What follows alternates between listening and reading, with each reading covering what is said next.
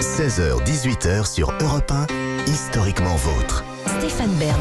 Chaque après-midi dans Historiquement Vôtre, nous tremblons, Clémentine et moi, à l'idée de nous confronter à vos questions pseudo-historiques. On tremble de peur.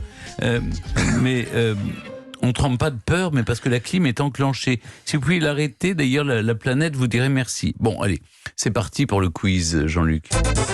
Alors mes amis, est-ce que vous êtes prêts pour un quiz qui va être Toujours épique? prêt. Je suis sûr qu'il va être épique aujourd'hui. Et on va commencer avec une question pour monsieur Stéphane Bern. Stéphane, 1981, qu'est-ce qui se passe? François Mitterrand arrive au pouvoir. Exactement. Voilà, c'est vraiment pour le plaisir. Ça comptait pas pour un point parce que sinon, je pense que Clémentine va se plaindre. 1988, par contre, qu'est-ce qui se passe? Je sais pas, il s'est passé plein de choses en 88. C'est la réélection de François Mitterrand. Oui. Bon. Voilà. C'était un deuxième cadeau, tant pis, vous l'avez pas pris. Alors, le 13 mai de la même année, en 88, pour le journal Le Quotidien de Paris, il y a eu triche électorale, car dans le générique du journal d'Antenne 2, il y avait une image subliminale de l'ancien président. Il y a eu un procès, mais procès perdu parce que personne n'a jamais pu prouver l'existence de cette image subliminale. Est-ce vrai ou faux? Je crois que c'est vrai. Parce que l'histoire me dit quelque chose, qu'effectivement, on avait dans le générique du JT, il y avait quelques secondes, microsecondes, l'image de François Mitterrand pour que les gens revotent pour lui. Donc je dirais vrai. Alors la question c'est, est-ce que le procès était perdu, hein? Ah. Voilà. Ça, ça alors... ça ne nous arrange pas. Oui. Alors vous dites vrai ou faux, Stéphane? Je dis vrai. Vous dites vrai. Je crois pas qu'il y ait eu de procès. Je crois pas qu'il y ait eu de procès. On écoute la réponse. Il n'y a pas eu de procès, hein, attention. Vous avez perdu. Alors c'est un peu compliqué. Écoutez bien, et il y a bien eu diffusion de cette image subliminale. Elle est même apparue 2949 fois. Mais le journal a perdu son procès parce que l'image incriminée n'était diffusée que 60 millisecondes. Alors que pour être considérée comme subliminale, il fallait qu'elle dure entre 30 et 50 millisecondes. Par contre, l'image a arrêté d'être diffusée par décision judiciaire. Voilà, c'est juste une question de durée. Oui. Et ça vous passionne les images subliminales? Oui, beaucoup. Oui, on va continuer là-dessus. Alors Clémentine, une question pour vous. George W. Bush a aussi utilisé l'image subliminale en période électorale, puisqu'en 2000, dans son clip de campagne, quand sa tête apparaissait, on pouvait lire l'inscription « Winner » de façon très furtive. Et quand le visage de Al Gore apparaissait, on voyait « Loser ». Vrai ou faux? Moi, je pense que souvent, comme Français, on est quand même assez estomaqué de la nature des campagnes électorales et des clips électoraux américains qui font quasiment de la pub comparative comme une marque de lessive. Et donc, que des images subliminales aient pu passer ça comme message, je pense qu'en effet, on peut descendre aussi bas dans le débat politique et la communication politique aux États-Unis. Je répondrai oui. Donc d'après vous, on n'est jamais déçu par nos amis américains? On vérifie. Vous avez perdu. Je suis désolé, non, c'était faux. Enfin, les losers, c'est nous deux là aujourd'hui. En tout cas, il y a une belle solidarité entre vous. Oui. Donc c'était faux pour Winner et On n'est pas Loser. très bon en image subliminale avec Stéphane. Alors il y avait bien une image subliminale, mais c'était pas Winner et Loser. Sur le visage d'Al Gore, on pouvait lire l'inscription Rats, ce qui signifie ordure. Oui, mais alors écoutez, excusez-moi. Écoutez quoi, je vous attends.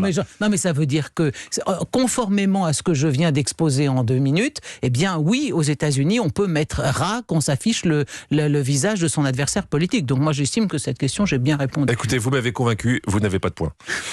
Question numéro 3 pour Stéphane. On va parler du Krakatoa. Alors à ce moment, la question, j'imagine bien Stéphane que vous ne savez pas si je vais parler d'un oiseau préhistorique ou d'une danse d'Océanie. Vous connaissez le Krakatoa? C'est un fleuve, non? Pas du tout, c'est un volcan. Ah, c'est un volcan. Comment va-t-il? Il va plutôt bien. Ah, il se porte bien. Justement, je vais parler de son éruption le 27 août 1883. Et cette éruption est ni plus ni moins le phénomène sonore le plus important de toute l'histoire humaine. Vrai ou faux? Oui, c'est le plus grand bruit jamais entendu dans l'histoire de l'humanité, depuis le Big Bang. Oui, mais mon cher Stéphane, j'attire votre attention sur le fait qu'à l'époque du Big Bang, l'homme n'existait pas encore. Là, il vous parlait de l'histoire humaine. Mais, par exemple, par rapport à Lara Fabian... C'est juste en dessous. Il y a Je t'aime et le Krakatoa. D'accord. Mais ça me dit quelque chose. Oui. Alors, ça dit quelque chose à ma copine Non, Clémentine. Alors, mais attendez Stéphane, parce que il y a eu quelque chose comme ça. Mais est-ce que c'est autour du bruit ou autour simplement des conséquences, c'est-à-dire d'un nuage de fumée, de poussière qui aurait recouvert. Il y a quelque chose comme ça. Moi, ça me dit, ça m'évoque quelque chose, cette histoire. Je vais dire oui pour rire. Pour rire, vous dites oui. Avez-vous raison de rire et de sourire à la vie? Oui. On va le voir. Oui. Vous avez gagné. Eh oui, il Oui. faut toujours rire, Stéphane. Oui. La veille, son éruption plonge toute la région dans l'obscurité la plus totale à 160 km à la ronde. Et le 27 août 1883, à 10h, c'est la plus forte explosion. Son bruit va être entendu sur 1/12e de la surface de la Terre. Ah oui. C'est Oui, l'équivalent oui, de c'est 13 000 bombes d'Hiroshima. 20 km² de terre vont être expulsés dans le ciel. C'est bien le phénomène sonore connu le plus important de toute l'histoire humaine. Oh, c'est génial. Hein. Une question pour Clémentine. Va-t-elle égaliser? Pour torturer avant son exécution à Ravaillac, l'assassin d'Henri IV, on a utilisé le couteau qui a servi à tuer le roi comme pour symboliser un juste retour des choses. Vrai ou faux?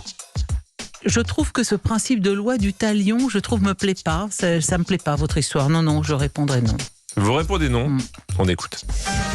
Vous avez gagné. Non, par contre, et on en a parlé dans cette émission, il a été condamné à ce que sa main qui tenait le couteau soit brûlée de feu de soufre, puis reçoive du plomb fondu, puis de l'huile bouillante, puis la résine et de la cire fondue.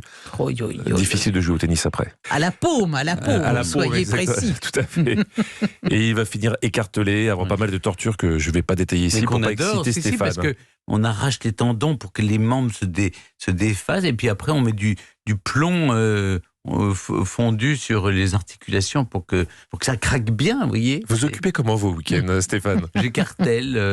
Des lapins. Non, j'ai jamais fait de mal à une mouche. Non. Mais c'est vrai qu'on a eu très peu de condamnés écartelés en France.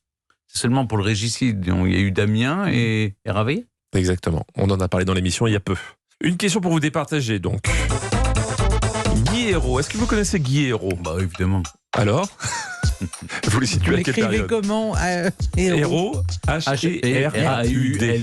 A-U-D. C'est pas le même. Alors. Bon, faites pas ça. Escroc.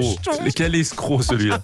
C'est en 1974 que vous auriez dû en entendre parler, puisqu'il s'est présenté à la présidentielle. Ah. Combien de voix il a eu? Ah bah justement. Ah oui. Ah, justement. Vous n'étiez pas nombreux à voter pour lui. C'est lui qui a fait le plus petit score en vote pour cette élection de toute l'histoire de la Ve République. D'après vous, il a eu combien de voix, Guy Hérault? En nombre de voix ou en pourcentage? Ouais, écoutez, je vais être magnanime, l'un ou l'autre. Est-ce que je dirais 500? Est-ce que je dirais plutôt... Moi je dirais 500 voix. Ah non, non, excusez-moi, mais non, mais Elle a pas on a vu que vous avez copié sur la copine. Non, je pensais que c'était moins de 1000, donc je dis 500. Eh ben, écoutez, je veux dire vraiment plus. Du coup, je vais dire 2000 puisqu'il m'a chopé ma réponse. Et vous a chopé. Et là, on apprend des choses dans cette émission. C'est Clémentine qui gagne. Et toc, ça c'est bien fait. Puisqu'il a recueilli 19 255 voix. même. Dis donc, Ouais, soit oui. 0,08% des suffrages. C'est quand même énorme, 19 000. C'était un candidat fédéraliste, mais pas de bol. Il y avait un autre candidat fédéraliste qui, lui, a fait 0,16%. Ils auraient dû unir leurs forces. Ils seraient arrivés à 0,24. Merci beaucoup et bravo, Caroline. Clémentine. Caroline. Oh non, mais Non, mais c'est pas je m'en vais, adieu. Oh non, ne dites pas adieu. Au revoir, Clémentine. À demain. Historiquement vôtre.